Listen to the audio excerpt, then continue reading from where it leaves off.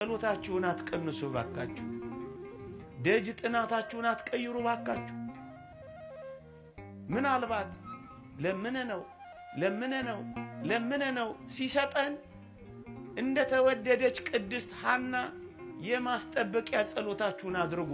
ታምረ ማርያም ስለ ቅድስት ሐና ሲተርክልን የሰጣትን ይጠብቅላት ዘንድ ዘውትር ትጸልይ ነበር ይላል። ስለ ልጇ ስለ እመቤታችን ትጸልይ ነበር። ልጆች ከሰጠህም ጸሎት ይቀጥላል። ባለጠግነት ከሰጠህም መንበርከክ ይቀጥላል። በሀብት ከባረከህም መገዛት ይቀጥላል። አብርሃም እንዴት አድርጎ ባለጠግነቱን እንደተቆጣጠረ ተመልከቱት። በጣም ይደንቃል። እግዚአብሔርን አልተለወጠበትም። ስንቶች ተለውጠንበት ይሆን?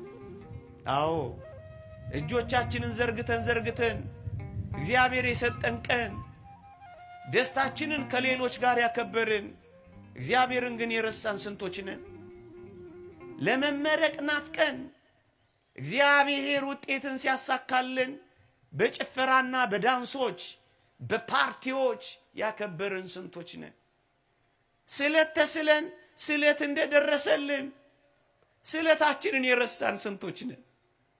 የእግዚአብሔር ቃል እንዲህ ይላል፣ ምእመናን በጠገብክ ጊዜ ያልከተምካቸውን ከተሞች፣ ያልማሳቸውን ጉድጓዶች፣ ያልተከልካቸውን ወይኖች ባገኘህ ጊዜ በበላና በጠገብክ ጊዜ አምላክን እግዚአብሔርን እንዳትረሳ ተጠንቀቅ ይላል።